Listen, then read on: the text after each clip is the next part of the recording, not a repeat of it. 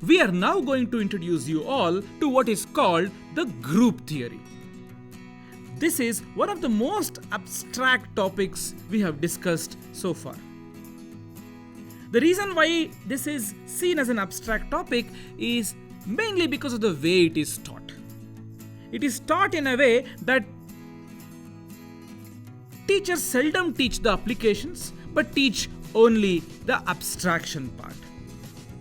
And we helplessly are going to do the same for a simple reason that you will be taught this as a motivational concept, which will actually be applied in areas such as cryptography, coding theory, in computer science.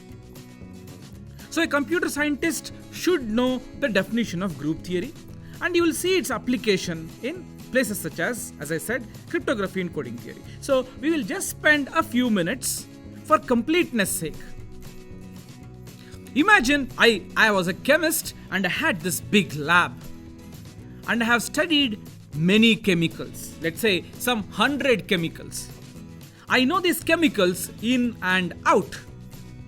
Now, my laboratory satisfies the following 4 properties. Property number 1, you take any 2 chemicals out of these 100 chemicals that I have studied, that are there in my laboratory, and mix them. You probably will get a new chemical, right? That's always true. You mix some 2 chemicals, mostly you'll get something new, right?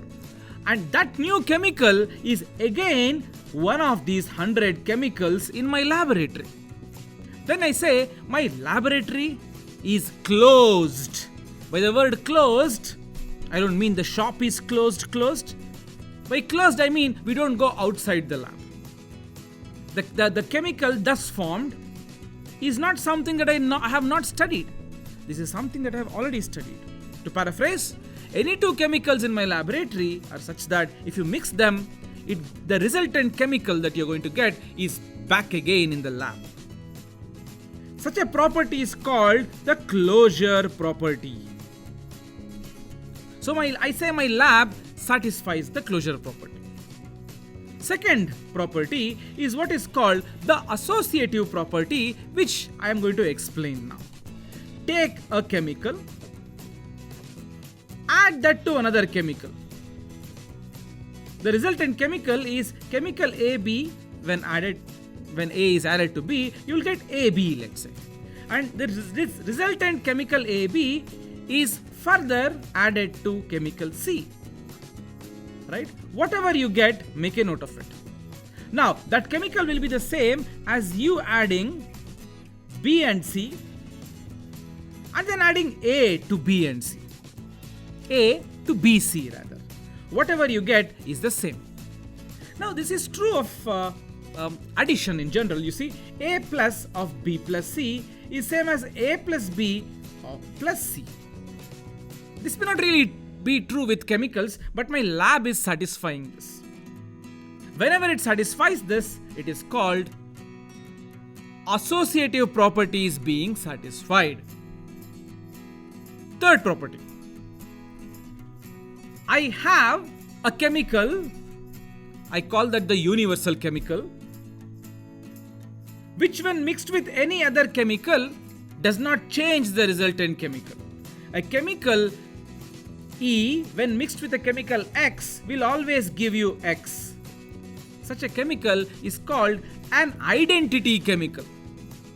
And if you have such a entity in your lab, then you say your lab also satisfies what is called the identity law. You see, in numbers, 0 acts like that. When you add 0 to any number, it gives you the same number.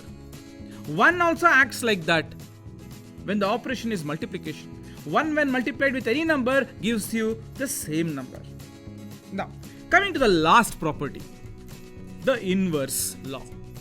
By that it means, you saw this identity chemical that I was talking about, the chemical E.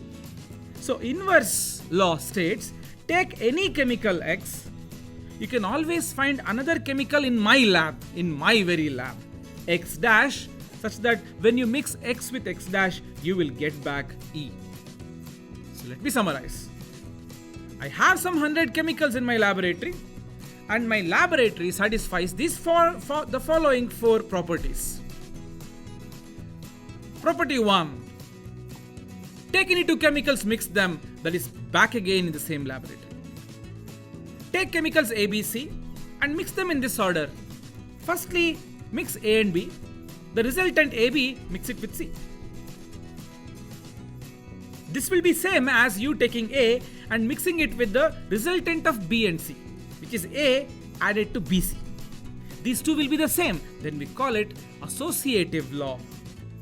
The third one is there is always this chemical in my laboratory. There is this chemical in my laboratory which when mixed with any chemical of your choice, namely X, E when mixed with X will give you X always. Right? That's called the identity law.